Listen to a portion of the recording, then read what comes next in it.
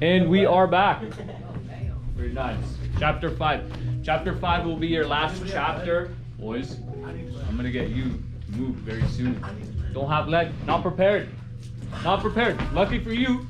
Lucky for you. I don't want to come on the camera. Should we just throw this right at I don't want to you? be seen on the camera. You're gonna do the long way around like that. You're gonna come over there, or you just don't take any notes. But that would be terrible. That would be a tragedy. Chapter 5, grade 9 is the last chapter of the politics side of your course. Chapter 6, 7, 8, and 9 deals more with economics. Okay? Economics is stuff that you will touch base with in grade 10 and a bit in grade 12, maybe not so much in grade 11. Okay. I really hope you're sorting out this lead pencil situation. Okay.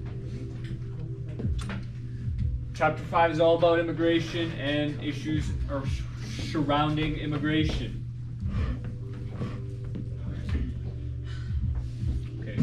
Immigration remains a very contentious subject. Many people feel very strongly about it, about its purpose, its role, and what capacity we, as a wealthier nation, should accept people from around the world. There's many different reasons to have immigration. We'll just cover your face. Okay? Just like that, we'll just cover your face.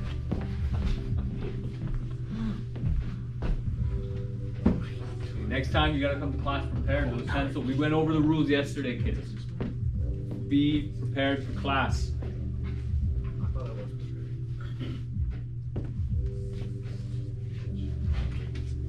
Generally speaking, when we refer to immigration or migration, typically that means that those people are going to establish a new home to where they're going.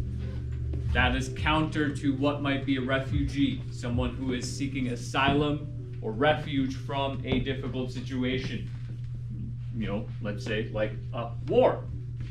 Does anyone know where there is a war going on in the world right now? Well, I think we lost that one in Afghanistan.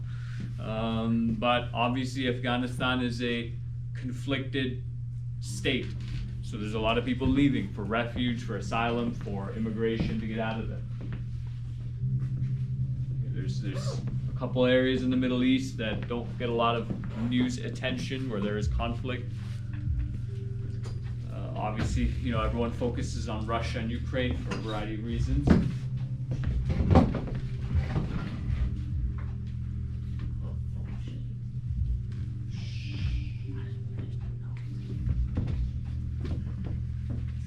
There's a couple different categories of people that Canada allows into its borders. Obviously, over the last 5 to 10 years, that has dramatically changed with the way our current government is running things. A question related to this? You're joking. I was on that slide for literally 2.5 minutes, 3 minutes. Maybe look at your partner. Ah, who suggested that brilliant suggestion? Me. Well, not someone stealing. Does he look like he would have a good idea right now? His face is too red for a good idea. This man was abused before he got here. Okay, are you good? No. Did you take a single note while that slide was up? Oh I my. did. I did. Come on, grade 9s, be better than that. Where she's shaking her thumb down over there. Okay, we're just moving on, man. You're gonna have your buddy to your left to help you out. Right. So there's a couple categories. There's economic immigrants, which is, so I don't know if many of you are following the politics right now. The Conservative Party at the federal level is pushing for more economic immigrants, pushing to make them more viable. And that relates to a particular philosophy. When you have people coming over, you want, some people say, well, we want productive individuals coming into Canada and benefiting our society and playing a role in it. Okay, there's also refugees, so that might come under humanitarianism. You know, if there was a big flood in Leduc and you had to quickly move out of your house, where would you go? Maybe to a relative's place. Maybe you'd go to Edmonton, but you would hope that someone responds in a kind and caring manner to help you deal with your situation. Let's say there was a war going on between Edmonton and Red Deer, and Leduc got caught in the middle. Hopefully there's someone to accept you. That's the idea behind refugees. Family class. Let's say you decide to go somewhere and you want your parents to live with you afterwards, right? Like maybe you decide to live in Italy for the rest of your days, right? Because you know that was, I don't know, it seems like it'd be a fun idea, but maybe you want your parents to come live with you. Right? So that would be family class, bringing in parents, potentially a spouse, a partner, a relationship, children, all that kind of stuff.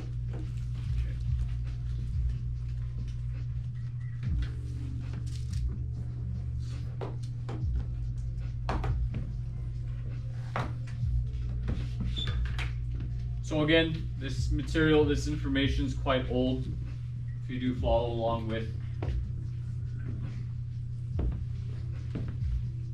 some of the politics that is occurring right now.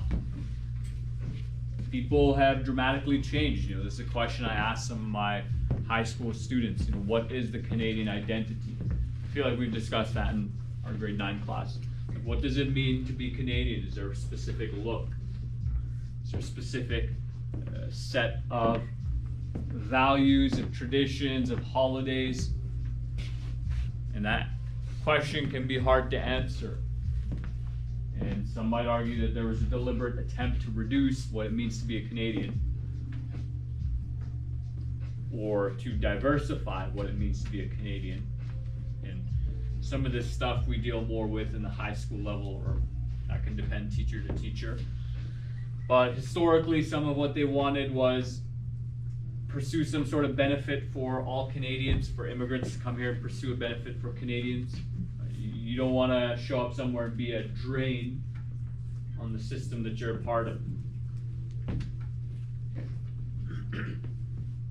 Be respectful of the bilingual and multicultural character of Canada. So some people do exist in parts of the world where there is not a lot of cultural variety. And actually, out of curiosity, for those of you who are from the Philippines, almost everyone in the Philippines is Filipino. Is this true? More or less?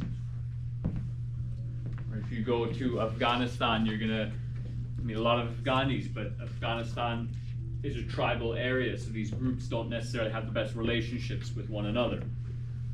Right? But if you come to a country like Canada or America, you might meet people from all sorts of different backgrounds. You might meet people from South America, South American origins, African origins, European, Asian, all that kind of everything. So ideally, when we bring people to Canada, they are respectful of that fact that you're going to meet people that live in a manner that's very different to you. Now, how do you deal with that? Like some people, so my family is Muslim, we're from Pakistan. And there are many different ways to practice the hijab, which is the covering that women have. But many people, you know, they can't really grasp that concept. Like, well, why would you cover yourself? And it can vary, right? Like maybe I shouldn't say this on camera, but I like to call them the ninjas, right? Like they only show their eyes.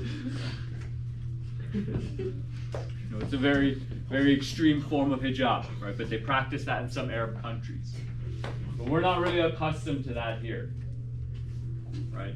We're accustomed to this idea that, particularly for women, that they can dress however they want and express themselves however they want. And so when you see, well, presumably a woman in public and all you can see are her eyes, it's very culturally strange.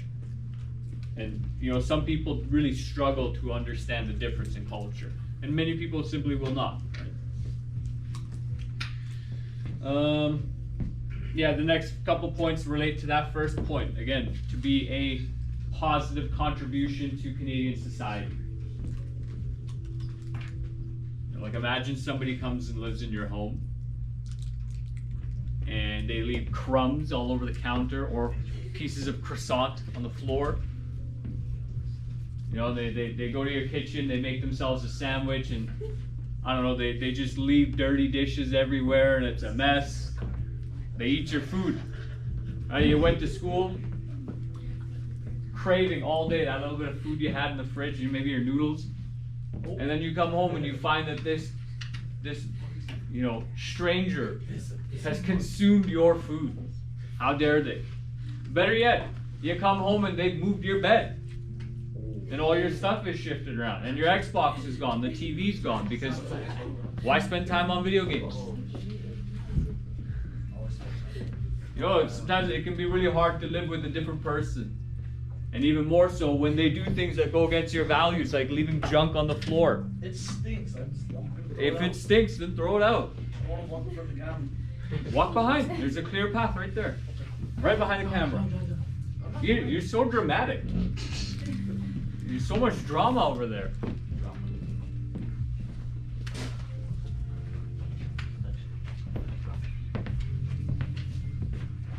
The sentence doesn't make sense. Okay, never mind. Canada's facing significant demographic changes. Demographic refers to the orientation of the population. Okay. So, to better understand demographic, like what is the demographic of this classroom? Well, yeah. Yeah. I would say probably majority white, let's say, for simple terms. Okay?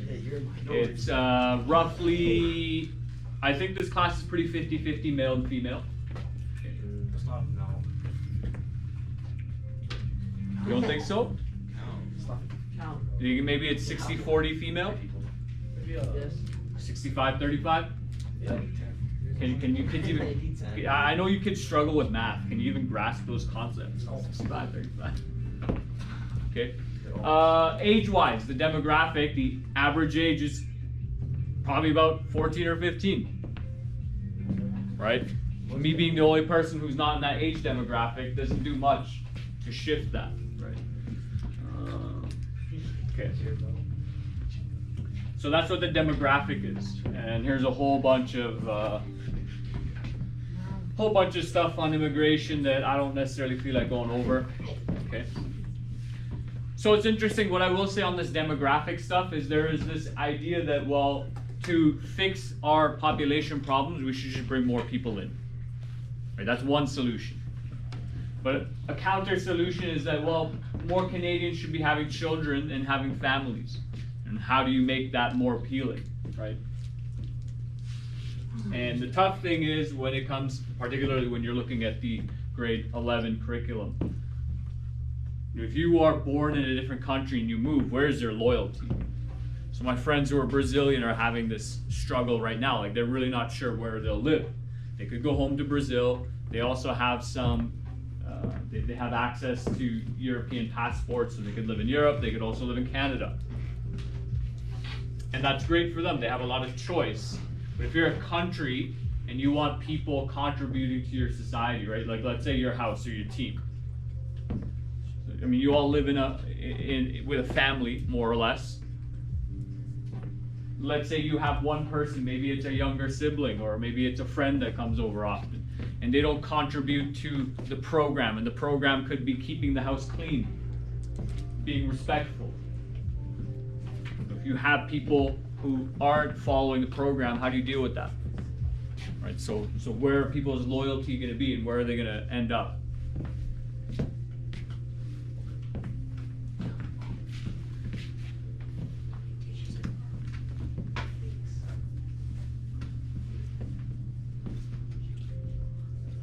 So this first point, I disagree with it. Canada's populations continue to grow.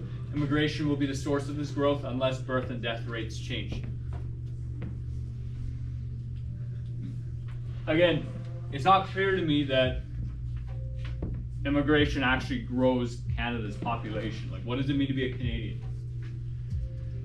Out of curiosity, is anyone in here still not a Canadian citizen? Like, I know it took me a while to get it as well. So my family moved here when I was 2. I think I got citizenship when I was 6 6 or 7, somewhere around there, maybe 5 or 6. And I think my family got it rather quickly, whereas now it can take 5 to 10 years for people to get citizenship. So you're in this like limbo, not limbo,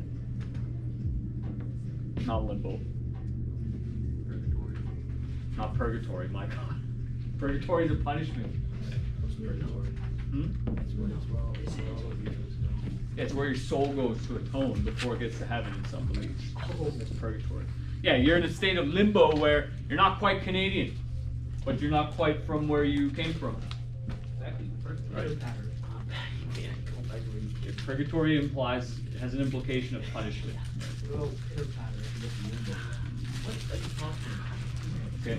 So, again, to my point earlier, you can also grow Canada's population by making it more appealing to Canadians to have a family, to start a family, to have 2, 3, 4 kids potentially.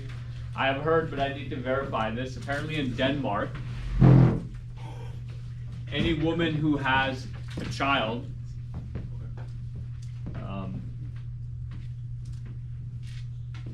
so I think the first child reduces their income tax by 25%, then 50 for the second, 75 for the third. So if they have 4 children, that woman pays no tax on her income for the rest of her life. So if that woman does decide to work, because you know, after your kids are like 6 or 7, like your parents work, mostly, right? Generally speaking. And they've probably been doing that since you were a little bit younger than you are now. So, you know, it's not necessarily a perfect solution because you don't want people just having a bunch of kids just to say like, oh, well, I won't get taxed.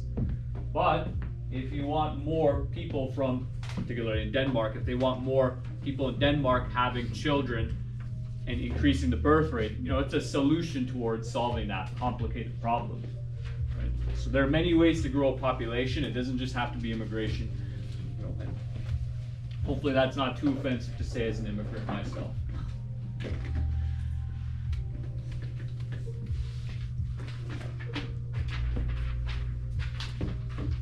We could have a chat about labor force. Yes.